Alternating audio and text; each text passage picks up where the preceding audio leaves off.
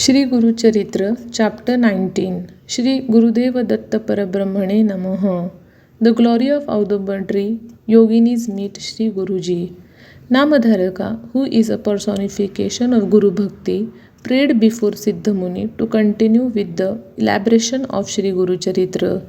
Siddhamuni, who wanted to strengthen the passionate feelings of his disciple in an enhanced way, started narrating the extraordinary glory of Shri Guruji this way. Namadharaka, abandoning all company, Sri Narsimha Saraswati Guruji incessantly occupied a seat below an Audumbar tree that was in an isolated forest area. He had a very unique and astonishing lifestyle there. To that Namadharaka questioned him thus: Hey revered yogi, discarding all other secret places and trees like people, why did Guruji choose the vicinity of Audumbar tree for his stay? Then Siddhamuni answered, Namadharaka, the glory of Audumbar is very wonderful. Shri Guruji had a strong reason to choose the vicinity of Audumbar tree for his stay. In the past, when the Supreme Godhead Shri Mahavishnu annihilated the demon Hiranyakashipu by assuming a fierce-looking figure of Lord Narsimha and pierced his intestine with the help of his nails, the Lord was troubled very much by the deadly venom of Hiranyakashipu's body, since he annihilated that demon through his nails. The nails were tainted with venom. Due to severe pain and burning sensation, the Lord suffered a lot.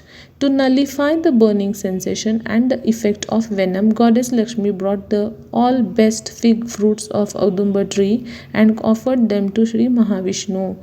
To get relief from the affliction caused to his nails, Lord Narsimha pierced his fingers into the Audumbar fruits.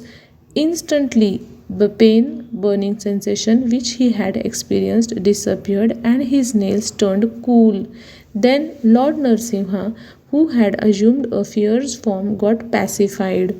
The pleased Lord Narsimha blessed the Audumbar tree and assured the tree this way: Hey, the blessed tree, you shall have the merit, name, and fame of Kalpavriksha. You shall ever bear the fruits unceasingly. Let the desires of all those who serve and worship you devotedly be fulfilled, all their sins be extinguished. Just by visiting you, let the deadly poison get diluted. Let the barren women who blessed with issue after serving and worshipping you, let the poor ones become rich. Let your devotees be freed from evil spirits and the sins they acquired through the annihilation of a Brahmin. Let those who meditate in your vicinity be enlightened and attain yogic powers. Let everyone be blessed with desired results. Let the diseased one be healthy.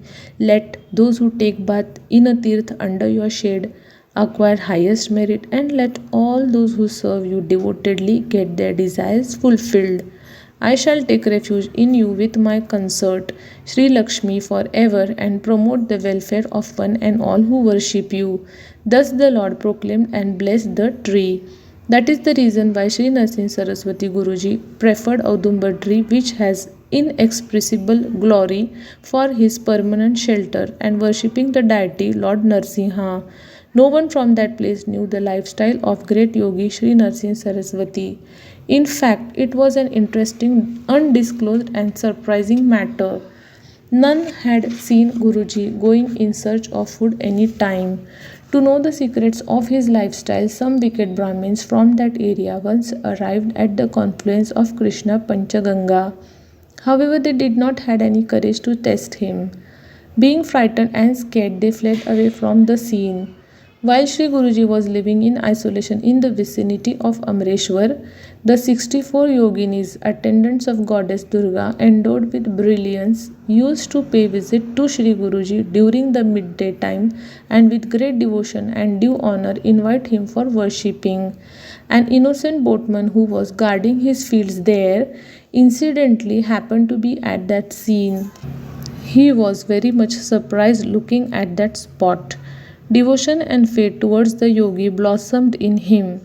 With all curiosity and without the knowledge of anyone, he followed Shri Guruji.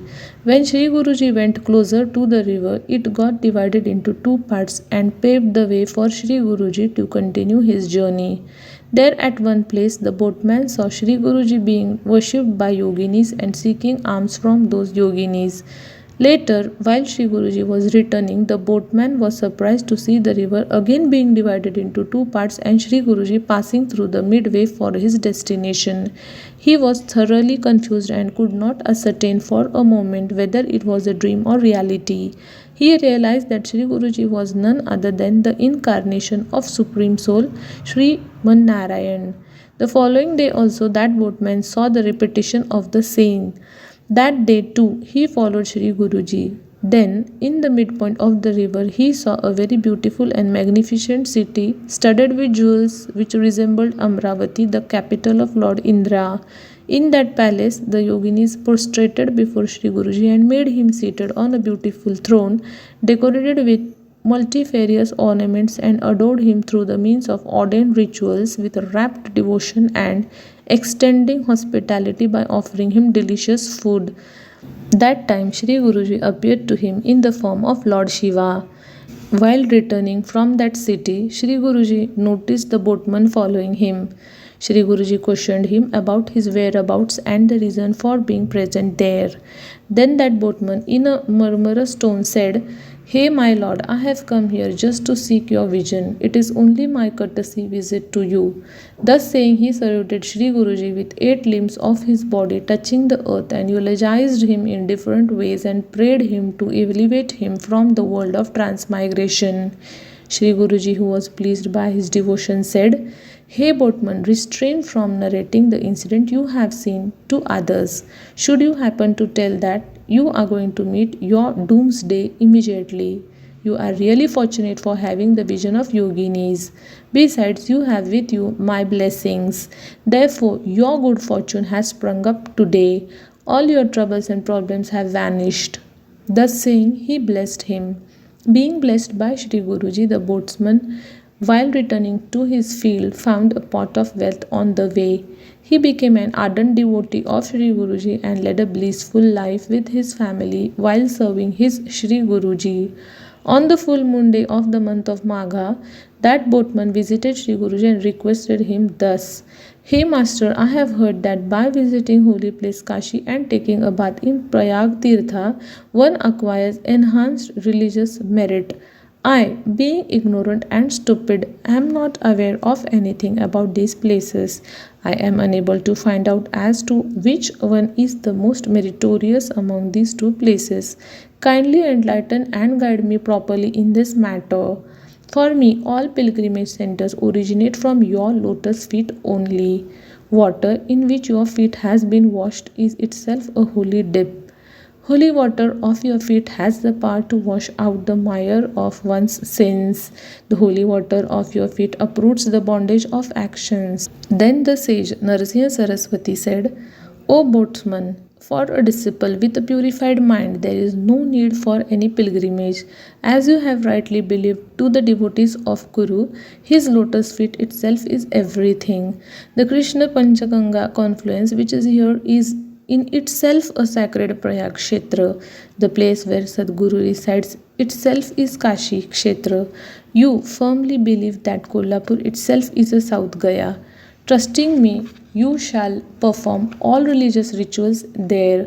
However, if you wish to visit these holy places, I shall arrange for your pilgrimage and darshan. Get ready right now." Knowing his strong urge, Shri Guruji immediately arranged for a seat made of tiger skin. He occupied it, told the boatman to hold the end part of it firmly, and by the speed of thought arrived at holy place Prayaga. Thereafter Guruji took him to South Kashi Kshetra and in the midday enabled him to take darshan of Lord Vishwanatha and then took him to Gaya Kshetra. Later, right at the time of sunset, he returned to the confluence of Panchaganga Kshetra along with the boatman. Thus, Guruji caused him to visit all the three renowned kshetras from the place of Panchaganga confluence. Somehow, the news about this miraculous incident spread like wildfire, and everyone realized the greatness of Shri Guruji.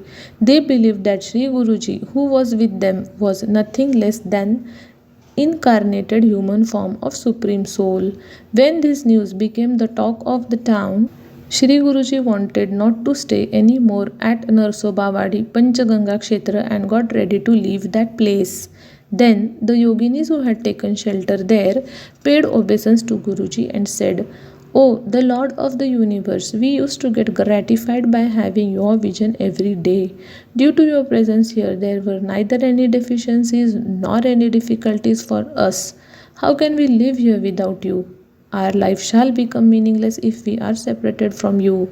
Kindly do not leave us to our fate." Thus they prayed devotedly.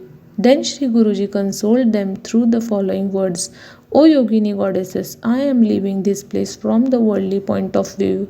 However, from the eternal point of view, I will be residing in an invisible form in the vicinity of Audumbar tree in the eastern direction permanently.